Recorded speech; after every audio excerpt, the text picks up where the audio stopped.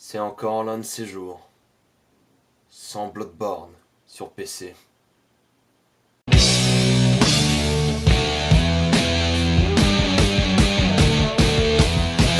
Dark Souls 1 et 2. Vous n'êtes personne. Un mort-vivant dans un monde de solitude. Un monde où le désespoir et la folie règnent. Un monde dans lequel votre seul némésis est la mort. Non pas l'incarnation physique de celle-ci, mais la longue et douloureuse extinction de toute vie. Dark Souls 2, vous êtes un mort-vivant dans un monde atteint par une fausse mélancolie.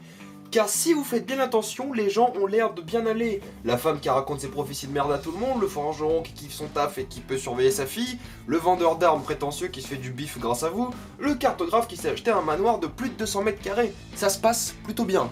Dark Souls 1, un monde vivant, connecté et logiquement bâti. Chaque pas peut vous mener à votre mort, aussi bien qu'il peut vous remplir d'espoir et de joie. Dark Souls 2, on s'en fout, on peut se téléporter où on veut. Dark Souls 1, affronter des ennemis redoutables et fascinants où il faudra apprendre chacun de leurs mouvements tout en découvrant leurs histoires et les origines de leur démence. Dark Souls 2, affronter des soldats en armure qui n'ont aucune histoire, aucune personnalité et aucune raison mis à part le fait que ce sont des boss de vous affronter. Hyperbole à part, Dark Souls 1 et 2 sont réellement des jeux fascinants. Dark Souls 1 est un monde riche et connecté qui raconte une histoire par la meilleure manière qui soit, sans la raconter, donc que par le décor et le paysage. Vous pouvez en tirer des centaines de lignes de mythologie juste en vous promenant dans le monde. Il est cohérent, logique et le level design est fabuleusement étudié. Revoir une zone dans laquelle vous êtes déjà passé plus tôt est un sentiment gratifiant. À partir de la première zone du jeu, vous pouvez apercevoir toute la première moitié. Vous voyez la zone en bas là? Bim. Vous voyez cet arbre? Bim. Vous voyez cette énorme citadelle? Bim. En plus de ça, le jeu est tellement beau, il y a des moments où vous êtes juste époustouflé par le paysage, la direction artistique, et ce qui rend Dark Souls unique.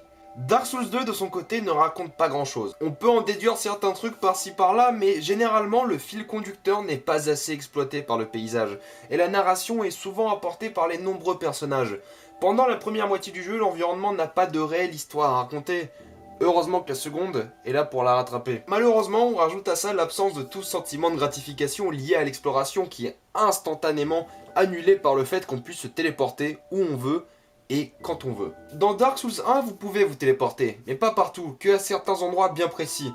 Dark Souls 2 aurait dû se baser sur le même modèle. Dark Souls 2 a été designé avec la téléportation en tête. Donc le level design est beaucoup moins inspiré. Et en plus de ça, le jeu fait beaucoup trop d'erreurs flagrantes de design. Regardez cette zone, vous voyez le ciel. Laissez-moi aller dans cette tour et prendre l'ascenseur qui monte pour me retrouver ici. Quoi? Il y a un autre ciel? Il y a un autre ciel?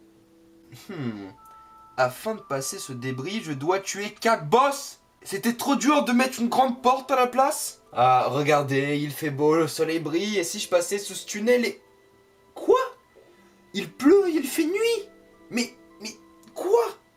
Tout vient du fait que Dark Souls 2 est beaucoup trop hub centré. Suffit de comparer les deux cartes. Voici Dark Souls 2. Pouvez-vous m'indiquer où se situe le hub principal du jeu? Pour faire quoi que ce soit dans ce jeu, il faut passer par Majula. Maintenant, voici Dark Souls 1. Pouvez-vous me montrer le hub principal du jeu? Non, et pourtant il est juste là. Majula et le sanctuaire de l'Icheveux ont quasiment le même rôle. C'est votre maison, c'est le seul endroit où vous ressentez une quelconque appartenance. Majula n'a pas l'air de faire partie du monde. C'est un cercle relié par des couloirs alors que l'Icheveux s'intègre complètement dans le monde. Aller à droite, en bas, en haut, à gauche, va vous mener quelque part. Majula est entre Demon Souls et Dark Souls. Ce n'est physiquement pas un hub, et ce n'est physiquement pas une région du monde. C'est aussi ce qui me fait peur dans Dark Souls 3, je ne sais pas si le hub va ajouter ou retirer à l'immersion et à la grandeur du monde. Et un dernier petit truc, Dark Souls 2, quelle idée de mettre des combats PVP dans des zones à boss. C'est affreusement idiot. Le problème, c'est que tout ce qu'on aime dans Dark Souls 1 est majoritairement absent de Dark Souls 2. Et ce qui rend Dark Souls fabuleux est son ambiance. On a vraiment cette impression que mourir est inévitable. Et encore une fois, je ne parle pas de l'action physique de la mort, mais du fait que la vie n'est qu'une seule conclusion. La mort. C'est ce qu'on voit à travers tous les PNJ du jeu, qui ont tous perdu la tête. Même le seul personnage optimiste perd inévitablement ses repères. Tout vous indique le pourrissement total du monde et rien ne peut l'arrêter. Absolument rien. En jouant à Dark Souls 2, plusieurs thèmes surgissent, dont la perte d'identité et le désir. Chaque personnage souhaite quelque chose de très concret. et feraient tout pour l'obtenir. Certains se perdent dans cette quête du désir. Ils ne sont plus que l'écho de leur ancienne personne. La dame du level up veut que vous allumiez la flamme plus que tout au monde. Le forgeron veut garder un œil sur sa fille sans jamais lui parler. Et ce connard a tout abandonné pour devenir riche et regardez ce qu'il est devenu. Il y a plein d'autres personnages qui sont à jamais changés à cause de cette quête du désir. Et ce qui me gêne, c'est que là où Dark Souls 1 utilisait son environnement pour ajouter du contexte, Dark Souls 2 ne le fait pas. Pas aussi bien en tout cas. Et je ne comprends pas son ambiance, je ne comprends pas le cœur du jeu. Il y a un manque total d'ambiance. Quand je joue à Dark Souls 1, j'ai l'impression d'avoir le poids du monde sur mes épaules. Dans Dark Souls 2, je ne ressens rien. Et ça correspond d'une manière ou d'une autre au thème du jeu, mais j'ai du mal à croire que c'était volontaire. Et encore une fois, le jeu gagne en cohérence quand il est plus linéaire dans la seconde moitié du jeu. Une idée de cycle est présente dans la saga, mais elle n'est pas assez exploitée. J'espère que le troisième jeu va corriger ce problème et lier les jeux de la meilleure manière. Il y a plein de points communs entre les deux jeux. Cependant, Dark Souls 2 ne fait jamais un lien direct avec son prédécesseur, contrairement à ce que Dark Souls 3 a l'air de faire. Ce qui me gêne aussi, c'est cette fainéantise dans le design des ennemis. Dans Dark Souls 1, il y a 26 boss. Parmi ces boss, 7 sont des hommes en armure. Dans Dark Souls 2, il y a 41 boss. Parmi ces boss, 18 sont des hommes en armure. Et même si Dark Souls recyclait 3 fois un boss, la majorité des boss du 2 sont artistiquement faibles.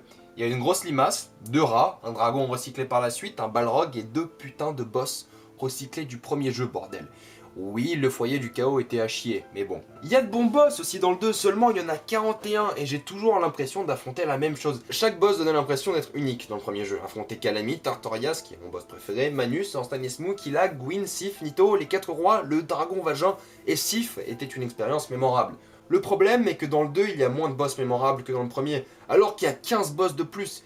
Velstad, la pécheresse, l'ancien dragon et Dark Lurker et peut-être Nashandra. Il y a 3 choses qui rendent un boss mémorable dans Dark Souls. Histoire, mécanique et design. Si l'histoire d'un boss est passionnante et que les mécaniques de combat sont acceptables, il y a de fortes chances que ce boss soit mémorable. Suffit de regarder Killag, c'est pas un boss mécaniquement intéressant, mais son lien avec le chaos et sa sœur est passionnant. Cependant, si l'histoire d'un personnage ne suffit pas, il se peut que ce soit le côté mécanique qui le rende intéressant. Dark Lurker n'a grosso modo pas d'histoire, cependant le fait que le boss ait l'air affreusement simple pour se dupliquer par la suite et rendre le combat impossible est mémorable. Et si l'ennemi est mécaniquement faible et mythologiquement pathétique, il y a le design.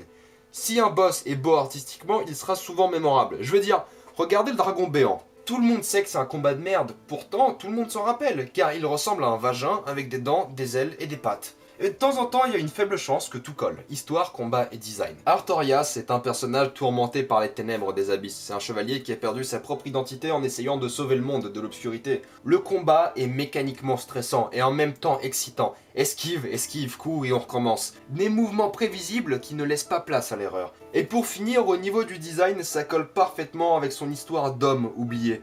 Et il est tout simplement putain de badass. Le combat contre le chevalier Artorias est en réalité une exécution, et non pas une joute honorable.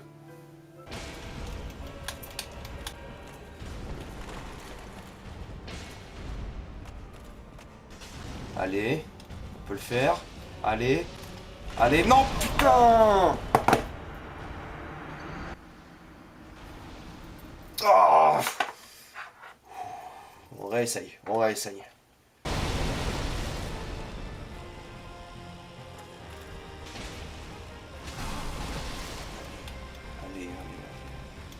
Et bim! Voilà. Voilà. Mais ce jeu est facile. Arrêtez. Ce jeu est facile. Le jeu a une réputation axée sur sa difficulté hors de portée des casual gamers. Dark Souls est punitif, il ne vous tiendra pas la main et n'hésitera pas à vous mettre une grosse fessée. Et c'est aussi l'un de ses problèmes. Il faut passer par un entraînement physique et psychologique de plusieurs semaines avant de pouvoir s'attaquer à Dark Souls. Ou alors avoir le wiki du jeu ouvert à côté quand vous ne comprenez plus rien. Quelques heures de jeu plus tard, vous serez devenu masochiste et victime du syndrome de Stockholm. Mais une chose est absolument sûre, la satisfaction qu'apporte une victoire dans Dark Souls est incomparable. Après avoir fini le jeu au moins une fois, j'avais toujours le wiki ouvert à côté pour ne rien louper.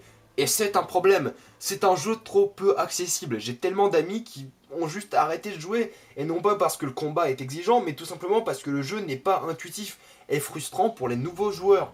Mais d'un autre côté, c'est comme faire du vélo ou faire l'amour, ça s'oublie pas. Une fois que vous avez joué à un Souls, vous êtes illuminé, vous comprenez et vous vivez de nouveau. Et au final, vous connaissez mieux Dark Souls que votre propre maison. Merde. Elles sont où mes chiottes déjà?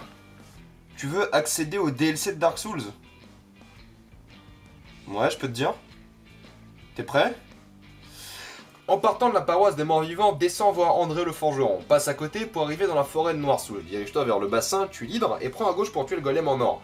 Retourne voir André, traverse la forteresse de Sen d'à côté, tue le golem de fer, débarque à Norlando, traverse toute la zone en passant par la cathédrale, en évitant les flèches en tuant Ornstein et Smooth, récupère le calice, téléporte-toi au feu de camp d'Orlando, va à gauche, rentre dans les archives du duc, tue le golem, récupère le pendentif, retourne au bassin de Noirsoul au golem d'or, fais-toi attraper par la main de Manus et voilà!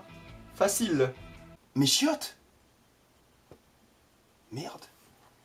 J'ai fini la première fois Dark Souls en 60 heures, la seconde en 20, la troisième en 7 et la dernière fois en 5h30, en tuant tous les boss. Dark Souls 2 en 40 heures, cependant il est plus long. Gardez en tête ce que je vous ai dit sur le level design, une fois que c'est vu, c'est connu. Dark Souls 2 est plus accessible, car il est premièrement plus facile et deuxièmement mieux expliqué. Au moins on vous apprend les mécaniques contrairement à Dark Souls 1. Les PNJ ne sont pas aussi vagues dans leur explication des points de personnage et le jeu est globalement moins difficile que le premier Dark Souls. Ce n'est pas un défaut, c'est une constatation. Les deux jeux étaient plus ou moins équilibrés dans leur difficulté, pas trop facile et rarement injuste. Dark Souls 2 n'est pas casual, comme certains peuvent le proclamer. Ceci étant dit, c'est actuellement un mensonge. Car l'année dernière, Namco Bandai et From Software ont sorti une version améliorée de Dark Souls 2 nommée Scholar of the First Sin. Celle-ci contient des améliorations graphiques, plus de coop et 3 DLC. Cette version a subi des changements assez intéressants qui augmentent la difficulté, sauf que ces changements n'ont dans la plupart des cas aucun putain de sens. Comment augmenter la difficulté? On n'a qu'à rajouter des ennemis sans aucune putain de logique. Ce n'est pas exigeant, c'est frustrant. Exigeant peut être positif, frustrant ne peut pas. Dark Souls 1 surpasse Dark Souls 2, mais pas dans tous les domaines. Dark Souls 2 est techniquement et mécaniquement plus avancé, graphiquement et au niveau du portage PC.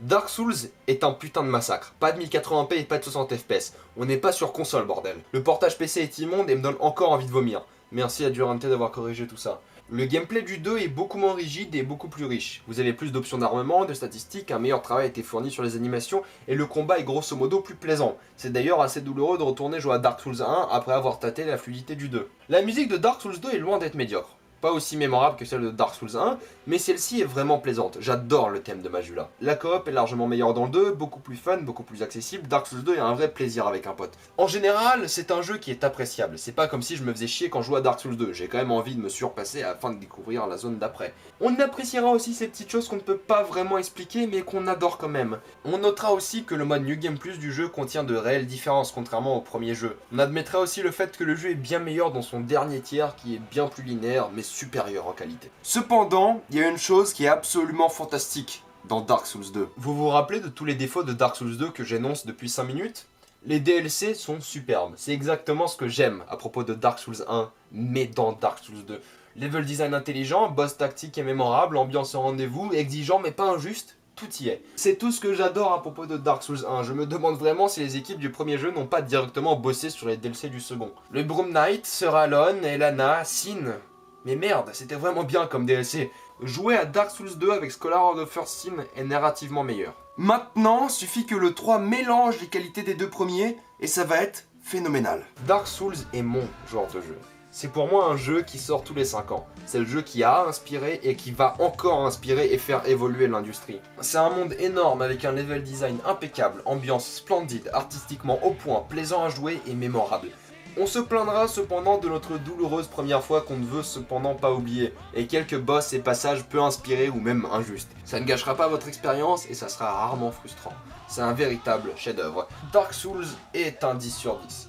Il n'est pas parfait, mais l'expérience est incroyable, même si le portage PC est dégueulasse.